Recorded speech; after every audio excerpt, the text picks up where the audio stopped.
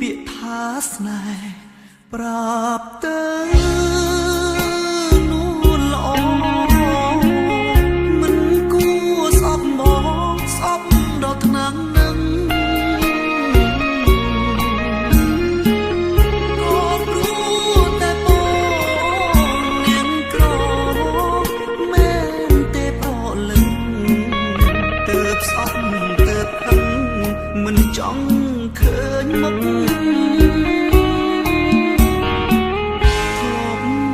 ចិត្តដែរថាស្នេហ៍មិនបានតែបេះដូងច្រា